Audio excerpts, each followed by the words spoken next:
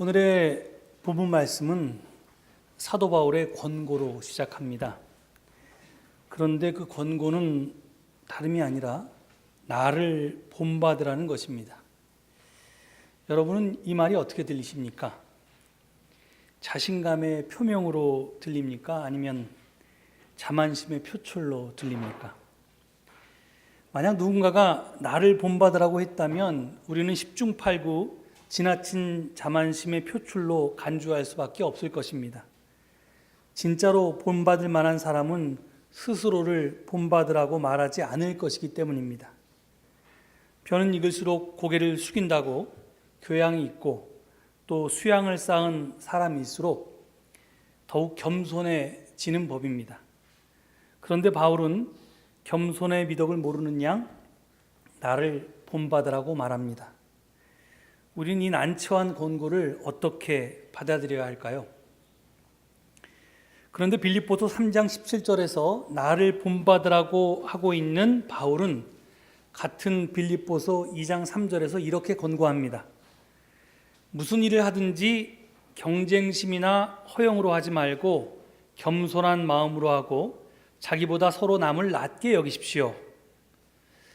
이렇듯 겸손한 마음을 강조하고 자기보다 남을 낮게 여기라고 한 바울이 어떻게 나를 본받으라고 말할 수 있을까요? 요즘 유행하는 내로남불이라는 말처럼 내가 하면 로맨스, 남이 하면 불륜이라는 말처럼 바울은 자신과 타인에게 적용하는 평가의 잣대를 달리했던 것일까요? 만약 우리가 바울에 대해서 잘 모르면 그렇게 오해할 수도 있습니다. 하지만 바울에 대해서 조금이라도 알게 되면 그런 오해에서 벗어나게 됩니다. 사실 바울이 나를 본받으라고 한 것은 여기뿐이 아닙니다. 고린도전서 4장 16절에서도 똑같은 말을 했습니다. 거기 보면 나는 여러분에게 권합니다. 여러분은 나를 본받는 사람이 되십시오 라고 말했습니다. 전후 맥락을 고려하지 않고 이 말만 들으면 바울은 겸손의 미덕이 전혀 없거나 아니면 멘탈에 문제가 있는 그런 사람처럼 보입니다. 하지만 바울은 무턱대고 나를 본받으라고 하지 않았습니다. 그 실례가 고린도전서 11장 1절 말씀입니다. 거기서 바울은 내가 그리스도를 본받는 사람인 것 같이 여러분도 나를 본받는 사람이 되십시오 라고 말합니다. 그러니까 바울이 나를 본받으라고 할 때에는 언제나 전제가 있습니다. 그냥 나를 본받으라는 것이 아니고 그리스도를 본받는 나를 본받으라는 것입니다. 우린 이에 대해서 지난 주연절 때 몇 주에 걸쳐서 부활장인 고린도전서 15장을 본문으로 한 증언을 들으면서 자세히 살펴보았습니다. 거기서 저는 예수 그리스도의 부활의 증거는 자기의 말과 행동과 삶을 통해서 그리스도를 드러내는 그런 부활의 증인들이다라고 했습니다. 그러니까 바울이 나를 본받으라고 했을 때 그 나는 바로 부활의 증인인 바울입니다. 즉 옛 바울이 아니고 새 바울입니다. 거듭난 바울, 변화된 바울, 새로운 피조물이 된 바울, 새 사람이 된 바울입니다. 자기 삶으로 그리스도를 드러내는 바울입니다. 우리가 이 사실을 깨닫게 되면 나를 본받으라는 바울의 권고가 전혀 다르게 들리기 시작합니다. 구약에서 하나님은 너희의 하나님인 나 주가 거룩하니 너희도 거룩해야 한다고 말씀했습니다. 또 신약에서 예수님은 하늘에 계신 너희 아버지께서 완전하신 것 같이 너희도 완전하라고 말씀했습니다. 이 말씀 앞에서 우리는 마음은 원이로되 육신이 약하다는 핑계를 댈 수밖에 없습니다. 겉으로는 그렇게 얘기하지만 사실 속으로는 당신은 하나님이니까 신이니까 거룩할 수도 있고 완전할 수 있을지 몰라도 나는 흠이 많은 죄가 많은 인간이니 그럴 수가 없습니다. 그러니 나는 그저 당신을 믿어서 구원을 얻는다는 그런 교리에나 기대렵니다 라고 생각합니다.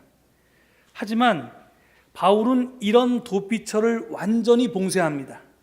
나를 본받으라는 바울의 권고는 신인 하나님이나 예수님을 본받아 살 수 없다고? 그럼 너와 똑같은 사람인 나를 본받으면서 살아봐. 나는 촉구이기 때문입니다. 다시 말해서 나도 그렇게 살았으니 너도 그렇게 살 수 있다는 독려입니다. 즉 나를 본받으라는 바울의 권고는 우리 그리스도인들을 꼼짝 못하게 하는 그런 외통수의 다름 아닙니다. 그렇다고 바울은 스스로를 완벽하다고 생각하지 않았습니다. 자기가 결점이 많은 사람이라는 것을 편지 곳곳에서 밝혔습니다. 그럼에도 불구하고 그는 자기를 본받으라고 말합니다. 그렇다면 우리가 본받을 그는 바울이라고 하는 전 인간이 아니라, 전 존재가 아니라 바울의 어떤 면일 것입니다. 바울은 죄된 면도 있고 의로운 면도 있으니까 그런 이제 부정적인 면을 본받은 게 아니라 바울이 그렇게 얘기했을 때는 자기의 본받을 점을 본받으라고 하는 일부를 본받으라고 했을 것입니다. 그게 뭘까요? 앞서 소개한 빌립보서 2장 3절에서 바울은 무슨 일을 하든지 경쟁심이나 허영으로 하지 말고 겸손한 마음으로 하고 자기보다 서로 남을 낮게 여기십시오라고 말한 다음에 바울은 곧바로 이어지는 5절에서 이렇게 말합니다. 여러분 안에 이 마음을 품으십시오. 그것은 곧 그리스도 예수의 마음이기도 합니다. 라고 말하고 나서 그 유명한 그리스도의 찬가를 소개합니다. 즉 비움의 그리스도론이 그 다음에 소개되는데 그 그리스도론이 노래하고 있는 그리스도의 마음을 품는 것, 그리스도의 태도를 취하는 것, 그것이 겸손한 마음으로 남을 나보다 낮게 여기며 살아가는 비결이라고 우리에게 가르쳐주고 있는 것입니다. 그런데 바울은 그렇게 말만 하지 않았습니다. 실제로 그렇게 살았습니다. 2장에서 자신을 비우고 낮추고 십자가 죽음으로 생명까지 버리신 그리스도를 소개한 바울은 3장으로 넘어가서 그리스도를 본받은 자기 삶의 여정에 대해서 소개하고 있습니다.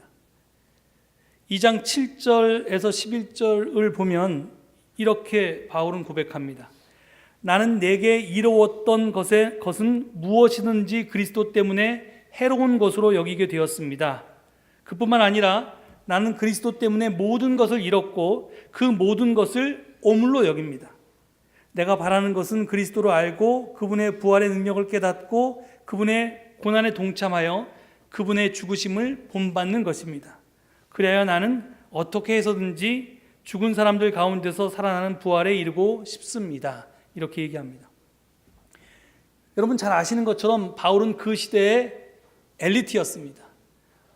학식도 높았고 좋은 가문의 출신이었고 또 가진 것도 있었고 기술도 있었습니다. 그런데 바울은 그 모든 것을 마치 자기가 2장 5절 이하에서 비움의 그리스도론을 통해서 말했던 예수 그리스도가 하늘 보좌를 버리고 땅에 내려와서 사람을 섬기는 종이 되고 마침내 섬기다 자기의 목숨까지 내어준 것처럼 바울 스스로도 자기가 가지고 있던 모든 이 사회적인 기득권을, 이 세상의 자랑거리를 우리가 마치 화장실에 가서 용변을 보고 뒤도 안 돌아보고 그 밑을 닦고 나오는 것처럼 오물처럼 버렸다고 그렇게 표현하고 있습니다.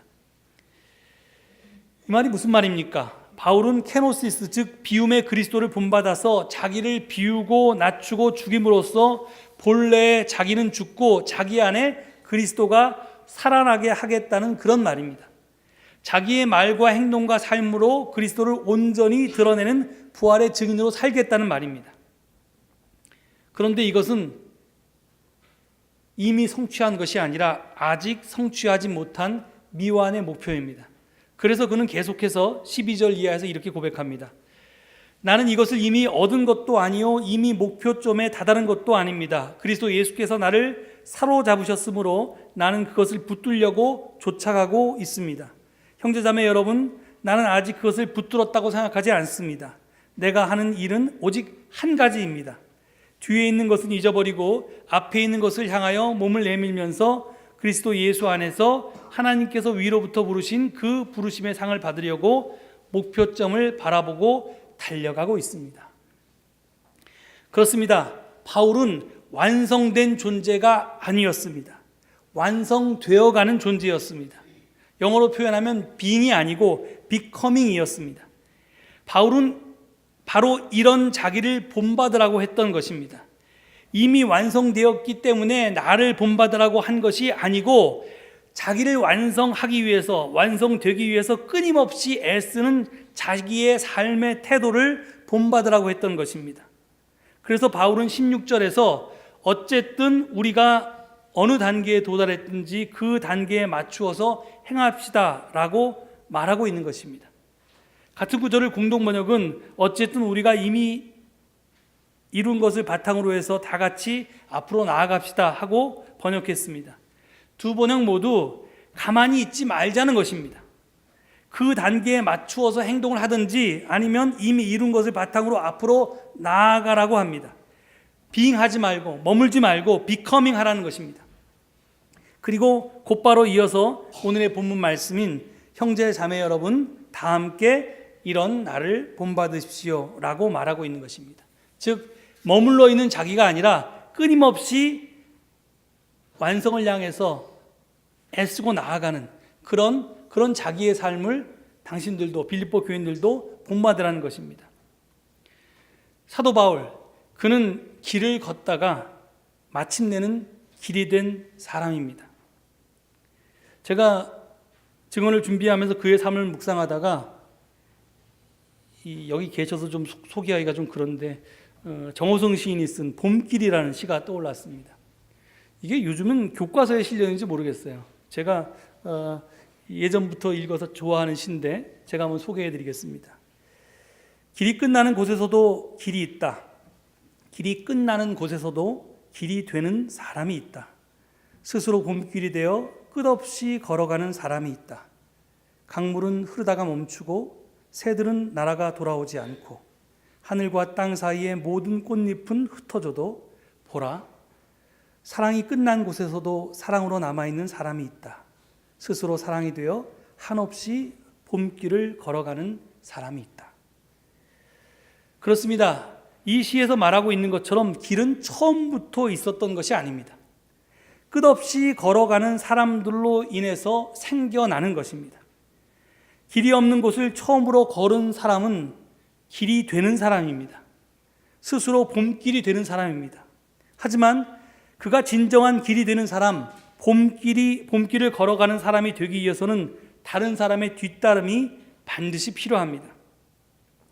길을 만드는 사람은 결코 혼자가 아닙니다. 여럿입니다.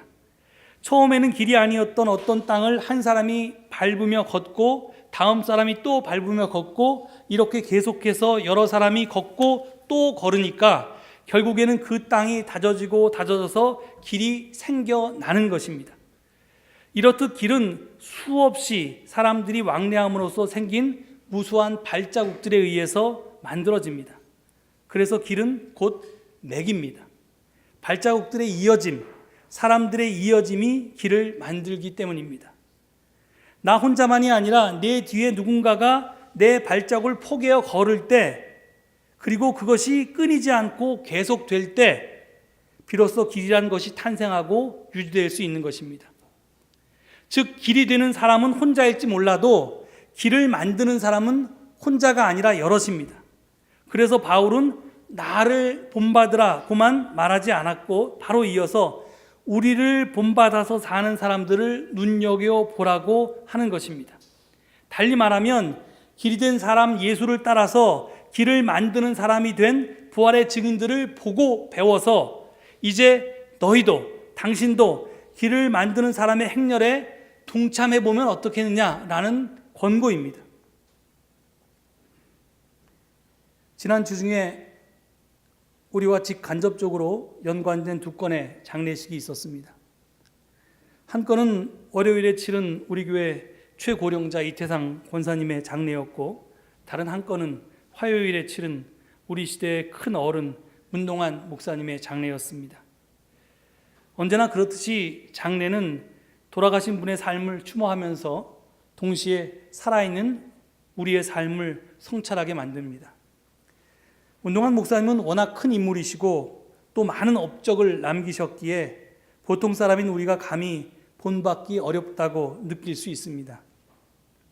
하지만 이태상 권사님은 지난 수십 년간 우리 가까이에 계셨던 평범한 보통 사람이셨고, 그러기에 우리가 본받기에 부담이 없습니다. 장지에 가서 보니까 유가족들은 이태상 권사님의 묘비에 예수님을 늘 사모한 어머니라고 적어 놓으셨습니다. 이것이 권사님의 생애 한 줄 요약이었습니다. 권사님을 가까이에서 지켜보고 함께 생활했던 가족들이 보기에 권사님의 일생은 이랬다는 것입니다. 권사님은 예수님을 그냥 사모하지 않았고 늘 사모하셨답니다. 그런데 이 늘이라는 말, 항상 언제나 한결같이라고 하는 그 부사는 아무 때나 쓸 수 있는 말이 아닙니다. 진짜 그래야만 쓸 수 있는 말입니다. 그런데 권사님은 정말로 그렇게 사셨다는 말입니다. 권사님의 예수 사랑은 서울교회에 출석하신 것으로 저는 증명이 된다고 봅니다. 6.25 때 그 전쟁통에 내 목숨만 살려주면 예수 잘 믿겠습니다, 이렇게 서원을 하시고 전쟁 때부터 기독교 신앙을 가지기 시작하셨다는데, 그 동네가 경상도 지방이어서 그랬겠지요. 고신교단 소속 교회에 출석하셨답니다. 여러분 잘 아시는 것처럼 고신교단은 우리 교단의 반대편에 서 있는 매우 보수적인 그런 교단입니다. 그런데 고신교단의 교회에서 신앙생활 하시던 권사님이 진보적인 서울제일교회, 그것도 매주 중부경찰서 앞에서 예배를 드리던 그 엄혹한 시절에 우리 교회에 등록해서 한결같은 마음과 태도로 이 서울제일교회를 섬기셨다는 사실은 김상래 권사님께서 그러셨던 것처럼 정말 예수사랑이라는 말 외에 다른 말로 표현할 길이 없을 것 같습니다. 권사님은 예수를 사모하는 것을 넘어서 정말 늘 사모하셨던 것입니다. 더구나 제가 이번에 가서 보니까, 그래서 제가 이태상 권사님은 봄, 가을로 신방하면서 서너 차례 뵀는데, 이번에 지난 2013년에 소천하신 부근 되시는 정창현 권사님의 묘비를 봤습니다. 거기 보니까 묘비명에 주님 오늘도 감사합니다 라고 쓰여 있었습니다. 정 권사님은 매일 일기를 쓰셨는데 그 일기 마지막에 늘 이렇게 주님 오늘도 감사합니다 라고 쓰셨답니다. 그래서 가족들이 그것을 기억하면서 묘비명에 이 말을 인용했습니다. 이 말은 어제도 오늘도 그리고 내일도 정 권사님께서 늘 감사하며 사셨다는 뜻입니다. 저는 이 두 분에게서 자신보다 남을 낮게 여기라는 바울의 말의 뜻을 깨닫게 되었습니다. 우리가 남에게서 나보다 나은 점을 발견하면 그 나은 점을 본받을 수가 있습니다. 우리 주변에 있는 어떤 이가 위대한 사람이 아니고 그냥 평범한 보통 사람일지라도, 그가 된 존재가 아니고 되어가는 존재일지라도 우리가 그 사람에게서 나보다 나은 점을 단 하나라도 발견할 수 있다면 그 점을 본받을 수 있습니다. 그리고 이 사람에게서는 이 점을, 저 사람에게서는 저 점을 본받다 보면 우리는 어느새 부쩍 성장한 자기 자신을 발견하게 될 것입니다. 어떤 책에서 이런 글귀를 읽은 적이 있습니다. 키 큰 나무 숲을 지나니 내 키가 커졌다. 깊은 강물을 건너니 내 혼이 깊어졌다. 뜻이 크고 사랑이 깊은 사람들과 함께 하다 보면 우리도 덩달아 커진 듯이 느껴집니다. 역사의 큰 숲을 지나고 깊은 슬픔과 고난의 강을 건너다 보면 우리도 따라서 깊어지게 됩니다. 믿음 좋고 신앙이 깊은 하나님 나라의 길벗들과 함께 우리가 신앙생활을 하다 보면 우리의 믿음과 신앙도 부쩍부쩍 커지고 깊어지게 될 것입니다. 그렇습니다. 하나님 나라를 향해 가는 우리네 인생길에서, 신앙 여정에서 좋은 길벗, 본받을 만한 신앙 동지를 만난다는 것은 굉장히 중요합니다. 좋은 길벗이 있어 힘을 얻고 본받을 동지가 있어 내 믿음의 키가 커지고 영혼이 깊어질 수 있기 때문입니다. 바울은 지금 빌립보 성도들에게 내가 너희에게 이런 인생 길벗, 신앙 동지가 되어주겠다고 말하고 있는 것입니다. 그리고 아울러서 너희도 서로에게 그런 사람이 되라고 권고하고 있는 것입니다. 이제 우리 자신을 돌아보시기 바랍니다. 나는 다른 사람에게 어떤 사람입니까? 내 배우자에게, 내 자녀들에게, 내 교우들에게 나는 좋은 인생 길벗이요 본받을 신앙 동지입니까? 이 질문 앞에 스스로를 성찰하면서 이제부터라도 십자가의 도를 쫓는 좋은 인생 길벗, 본받을 신앙 동지가 되기 위해서 노력할 수 있기를 바랍니다. 내가 더 좋은 사람이 되어서 나를 알고 나와 함께 하는 모든 이들이 더 커지고 더 맑아지고 더 깊어지도록 하는 것이 우리 그리스도인들이 살아야 할 도리가 아니겠습니까? 바울은 4장 1절에서 빌립보서의 교인들에게 당신들이 내 기쁨입니다. 당신들이 나의 면류관입니다. 이렇게 칭찬하고 있습니다. 여러분 옆에 계신 우리 서울제일교회 교우들이 그 존재가 우리의 기쁨이 되고 또 서로가 서로에게 면류관이다 이렇게 고백할 수 있는, 자랑이요 긍지다 이렇게 고백할 수 있는 그런 공동체 되기를 간절히 축원드립니다.